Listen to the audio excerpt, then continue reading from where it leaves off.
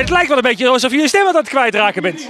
Nou, valt mee hoor, maar ja, we zijn lekker druk bezig geweest. We staan op het podium, lekker in de wind.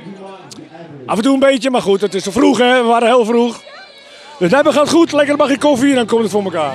Waar ik me hier gewaard heb, nou ja, ik heb altijd een beetje in de buurt gezworven. Mijn vader heeft in de buurt gewoond.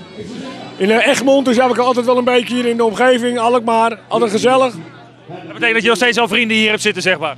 Ja, we zitten natuurlijk ook met de radiostation, ook Joost de Vries hè, natuurlijk. Ik weet niet, je hebt het gehoord hè, het optreden meegemaakt of was je er nog niet binnen? Ik was er niet binnen. Nou, heb je de primeur gemist van de nieuwe single?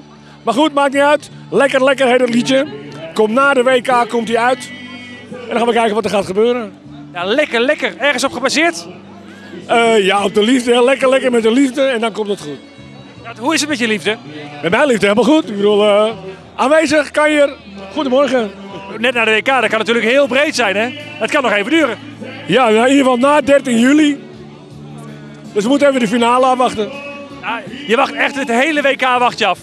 Ja, we wachten het WK af, want er zijn allemaal oranje liedjes. Dus dan gaan we op een gegeven moment een nieuwe single erin brengen. Net op de juiste tijd. Had jij verwacht dat Oranje zo ver zou komen? Ja, jij niet? Ik wel.